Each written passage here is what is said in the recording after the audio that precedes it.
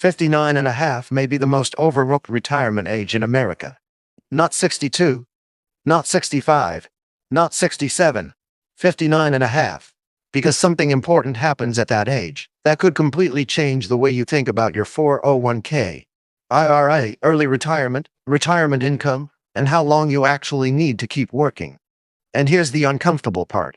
There are people in their early 60s going to work every morning, counting down the years until 65 or 67, who may already have enough money to stop working full-time. They just don't know it yet. Maybe that's you. You've spent 30 or 35 years saving. You've built your 401k. Maybe the mortgage is almost gone. The children are grown.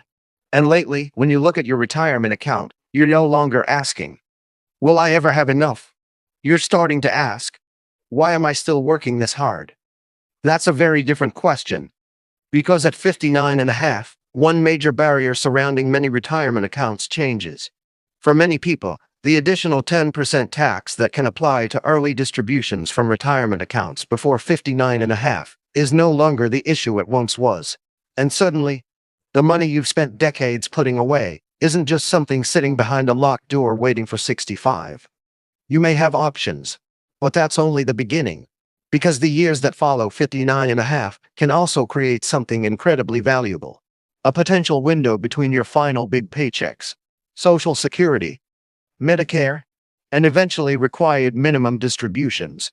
And used carefully, those years can affect when you take retirement income, how you manage taxes, whether Roth conversions make sense, when you claim Social Security, and potentially when you stop working full-time. Now let me be very clear. I'm not telling you to retire at 59 and a half. For some people, that would be a terrible decision. I'm asking something far more important. Have you actually calculated whether you still need to work? Because there's a difference between, I need 5 more years of income, and, I've always assumed I'm supposed to work until 65. And before this video is over, we're going to separate those two. I'll show you what actually changes at 59 and a half. Why your retirement income doesn't have to replace your entire salary. The tax planning window many people overlook. The healthcare problem you must solve before Medicare. And the calculation that can tell you whether full-time work is still necessary. But there's one more thing. We're also going to calculate something retirement planners rarely put on a spreadsheet. The cost of working too long. Because another $50,000 can be earned. Another healthy year at 60. You cannot buy that back at 70. So before you automatically give your job another 5 years of your life, let's find out whether you actually have to. Let's start with what actually changes. Before age 59 and a half, taking money from many retirement accounts can come with an additional 10% early distribution tax on top of whatever regular income tax may be due. Unless you qualify for an exception. There are exceptions, but 59 and a half is important because once you cross that age, that additional 10% early distribution tax generally stops applying to distributions from qualified retirement plans and IRAs. Again, the money doesn't suddenly become tax-free. If it's coming from a traditional 401k or traditional IRA, income tax can still apply. But one major barrier has disappeared. And psychologically, I think that's important. Because for decades, you've probably been trained to look at your 401k and say, don't touch it. Save, invest, leave it alone, let it grow. And that was good advice while you were building retirement. But eventually, something has to change. Because what exactly were you saving the money for? At some point, your retirement account has to stop being only a number you admire on a screen and start becoming a tool that helps fund your life. That's the shift at 59 and a half. Not, I can finally spend everything. No, it's, I now have another tool available to me. And this is where people make a huge mistake. They assume that if they were earning $90,000 while working, they need $90,000 every year to retire. Maybe you do, but maybe you don't, because your salary and your retirement spending are not the same thing. Let's take Michael again. Michael earns $90,000. So in his head, retirement means somehow finding another $90,000 every year. And that feels terrifying. But then Michael actually sits down with his wife and looks at where the money goes. Some of that $90,000 was going into his 401k. When he retires, he's no longer saving for retirement. He's in retirement. Some went toward commuting, some toward work-related expenses, some toward payroll taxes that don't apply in the same way to retirement account withdrawals. The children are no longer at home. Maybe the mortgage payment is much smaller, or gone. So after looking at the actual household spending, Michael discovers something. They don't need $90,000 to maintain their lifestyle. Let's say they need $60,000. Now look at what just happened. Michael didn't magically become richer. His 401k didn't suddenly grow. Nobody gave him another pension. He simply discovered the correct question. Not, how do I replace my salary? But, how much does the life I want actually cost? That one distinction can move retirement years closer. And once you know that number, you can start asking, where will the $60,000 come from? Maybe some comes from cash savings.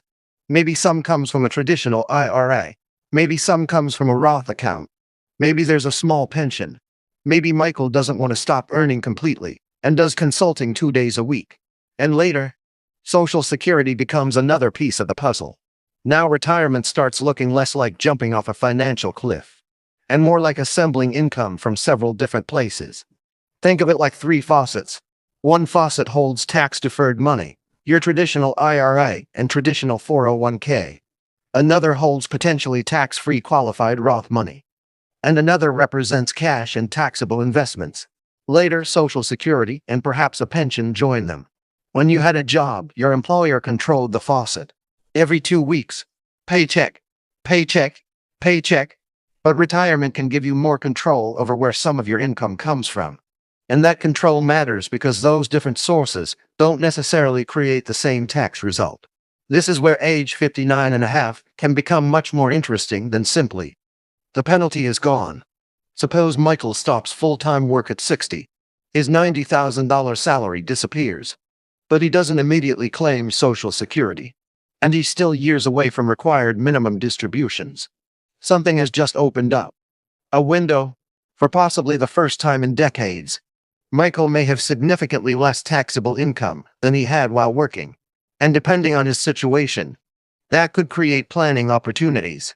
Maybe he intentionally takes some money from his traditional IRA while his income is lower. Maybe he considers converting part of that traditional IRA to a Roth IRA. He'll generally owe income tax on taxable amounts converted. But if he's in a lower income period than when he was working, or potentially later when multiple retirement income sources are arriving, that may be worth evaluating. And this is why the years after you stop working, but before certain other income streams begin, can matter so much. Because later, the picture may change. Social Security may begin. A pension may begin.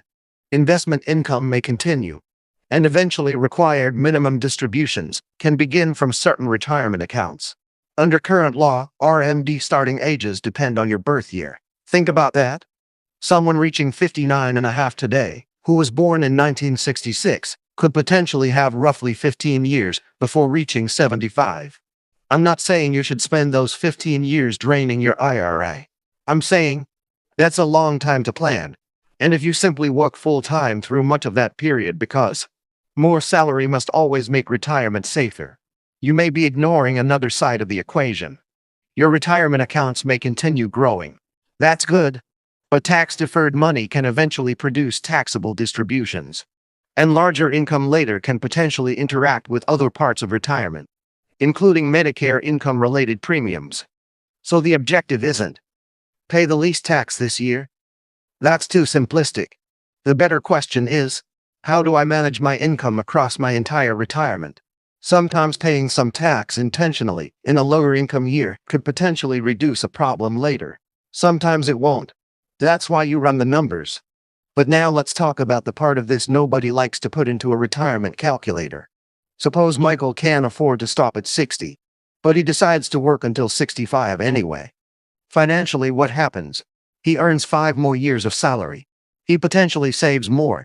His retirement accounts have more time to grow. All good things. Now let's look at the other side. What did those 5 years cost? Not in dollars. In life. Michael is 60 today. At 65, will he still be healthy? Probably. Hopefully. But nobody can guarantee that. Will his wife? Will his best friend? Will his brother, the person he's been promising to take that cross-country trip with? Nobody knows. And that's what makes retirement such a strange financial problem. We can estimate investment returns. We can calculate Social Security. We can model inflation. We can estimate taxes. But there's one number none of us can calculate. How many good years do I have left? Not how many years you'll be alive. How many years when you feel strong enough to do the things you've been postponing? There's a difference. Maybe you want to hike. Maybe you want to travel internationally. Maybe you want to spend summers with your grandchildren. Maybe you want to build something. Maybe you simply want to wake up on Monday morning and realize, nobody owns the next 8 hours of my life. That's worth something. And I think retirement planning sometimes makes a mistake. We put a dollar value on everything, except time. Let me ask you something. Suppose I gave you two choices. Choice 1. You retire at 60 with enough, not extravagantly wealthy, but enough to comfortably support the life you've planned. Choice 2. You work until 65 and retire with substantially more. But I tell you up front, you cannot get those 5 years back. Which would you choose? Don't answer too quickly, because that's the real retirement decision. It's not always work versus no work. It's more money versus more time. And there is no universal correct answer. If you're short on savings, keep working. If you have expensive debt, we need to deal with that. If retiring at 60 would leave you financially vulnerable, then those additional working years may be extremely valuable. But if you've already accumulated enough, and the only reason you're still working is because somewhere in your head retirement is stamped 65, then I want you to challenge that number. Because 65 isn't a command, and neither is 67. But now we arrive at the objection that stops this conversation for millions of Americans. You can have enough in your 401k. You can have your spending figured out. You can be emotionally ready to leave, and still say, Daniel, none of this matters. I'm not eligible for Medicare until 65. What am I supposed to do about health insurance? That's a serious question, and please don't brush it aside. If you're considering retiring at 59 and a half, 60, 61, 62, 63, or 64, healthcare may be one of the largest expenses standing between you and retirement. But here's what I don't want you to do. Don't say, health insurance will be too expensive, until you know what your health insurance will actually cost. Because fear loves vague numbers. Planning requires real ones. Maybe coverage comes through a spouse who is still working. Maybe COBRA is available for a period. Maybe you purchase coverage through the health insurance marketplace. Maybe another option applies to your particular situation. The point isn't that healthcare before 65 is cheap. It can be expensive. The point is, put a number on it. Go find out. What would your premiums actually be? What deductible would you face? What out-of-pocket exposure should you plan for? What happens if your income changes after you stop working? Because marketplace premium tax credits can depend on household income and other eligibility factors. And suddenly something interesting happens. Instead of saying, I can't retire because healthcare is too expensive, you may discover the real question is, can my retirement plan absorb this specific annual healthcare cost until Medicare? Now we have something we can calculate. Maybe the answer is no. That's valuable information. But maybe the answer is, wait, we can actually cover this. That's valuable information too. And once Michael priced healthcare, something happened that surprised him. The biggest obstacle between him and retirement wasn't actually healthcare. It was something much harder to calculate. Fear. Fear that the market would crash. Fear that he'd live too long. Fear that inflation would explode. Fear that he'd regret leaving his salary. Fear that the number in his retirement account wasn't big enough. So now we have to answer the question underneath all of those fears. How do you know when you actually have enough? And this is where I want to challenge another retirement myth. Enough is not automatically $1 million. It isn't $2 million. It isn't whatever number your neighbor says you need. And it isn't necessarily 25 times your salary. Because two couples can retire with exactly the same amount of money and have completely different retirements. One spends $50,000 a year. The other spends $100,000. One has a paid-off home. The other has a large mortgage. One will receive a pension. The other won't. One has expensive health needs. The other doesn't. So asking, how much money do I need to retire? Without first knowing what your life costs is almost backwards. Here's the question I prefer. How much income does my retirement need to produce? That's the number that begins to tell you whether work is still necessary. And if you're somewhere around 59 and a half and wondering whether you can stop working full time, I want you to do what I call the 59 and a half retirement test. You can actually write these numbers down. First, what does 1 year of your life cost? Go through the last 6 to 12 months. Housing, food, utilities, insurance, transportation, healthcare, travel, entertainment, everything. Don't guess. Find the number. Let's say Michael and his wife discover they need about $60,000 a year to live the retirement they want. Good. Now we have a target. Second, what income will arrive without your job? Do you have a pension? Does your spouse still work? Will you eventually receive Social Security? Do you have rental income or other reliable sources? Now don't count money that doesn't exist. And don't assume Social Security has to start the day you retire. Retirement and Social Security claiming are separate decisions. Your Social Security benefit generally depends partly on when you claim relative to your full retirement age. So get your actual estimates from the Social Security Administration. Look at what claiming at different ages would mean for you. Then ask, if I stop working before I claim Social Security, what fills the gap? That's question number 3. Look at your savings, your traditional retirement accounts, your Roth accounts, your taxable investments, your cash. How much would you actually need to withdraw each year? Because this is where people sometimes get surprised. Michael originally thought, if I quit my $90,000 job, my investments have to produce $90,000. Wrong. After looking at his spending and the other resources available to the household, perhaps the actual gap is only $35,000 or $40,000 for a period. Now we're solving a very different problem. And number 4, how are you paying for healthcare until Medicare? Get a real quote. Don't use your friend's number. Don't use something you read in a Facebook comment. Your household, your income, your location, your coverage, your number, and then number 5. What happens if life doesn't cooperate? This is the test people skip. What if the market drops 20% shortly after you retire? What if you need a new roof? What if healthcare costs more than expected? What if inflation stays uncomfortable? Could your plan absorb a bad year without collapsing? Because a retirement plan that works only when everything goes perfectly isn't much of a plan. Now, if you go through those 5 questions and the numbers don't work, that's okay. You just learned something extremely valuable.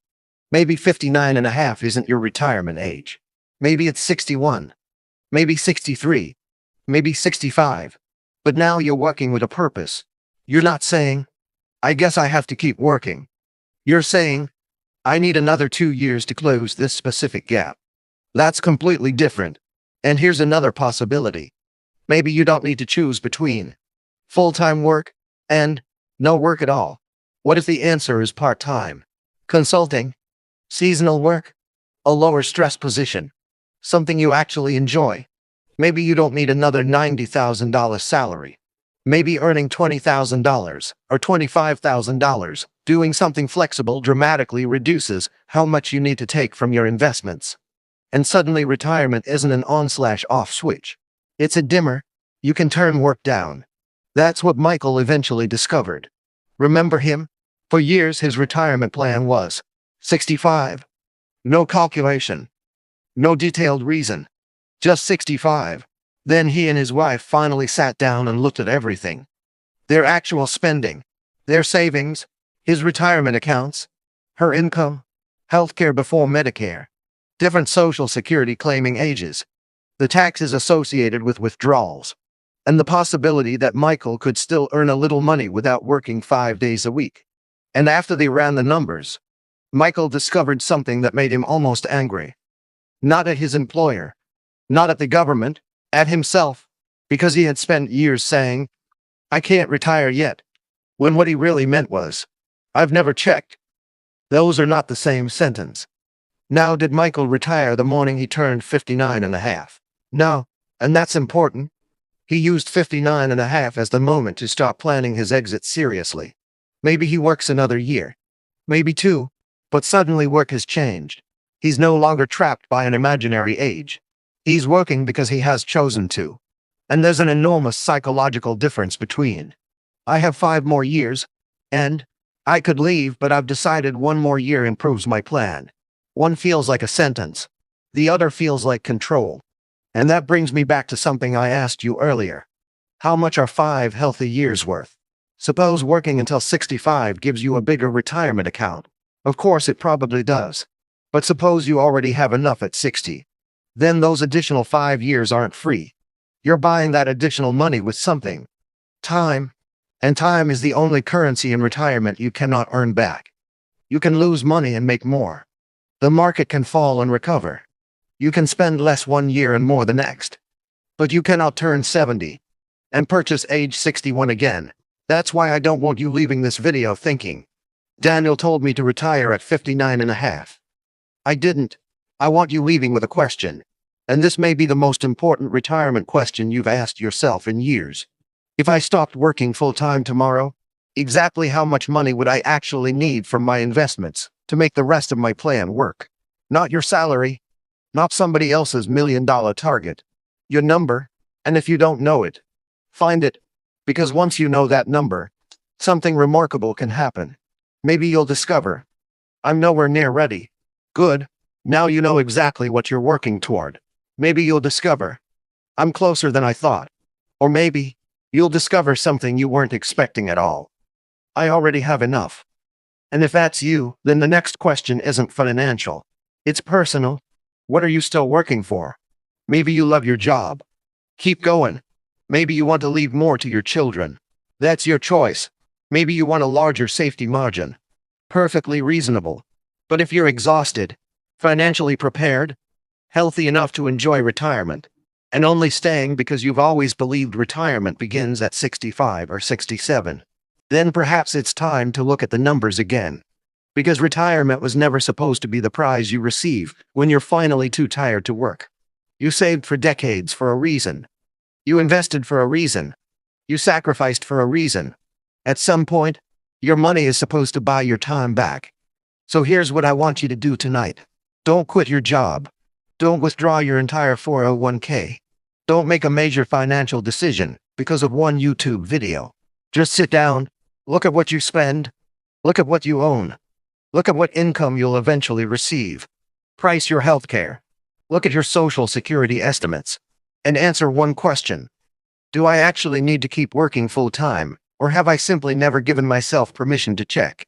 I'd genuinely like to know where you are in this journey. If you're between 55 and 65, tell me in the comments. What age are you currently planning to retire? 59 and a half? 60? 62? 65? 67? Or are you already there? And if you've already retired, tell us something even more valuable.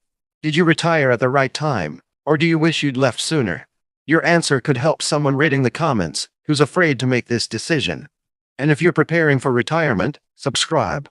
We talk about Social Security, 401ks, retirement taxes, Medicare, retirement income, and the decisions that can help you make more of the years you've worked so hard to earn. Remember, 59 and a half isn't necessarily the age you should retire, but it may be the age when you finally realize you have a choice.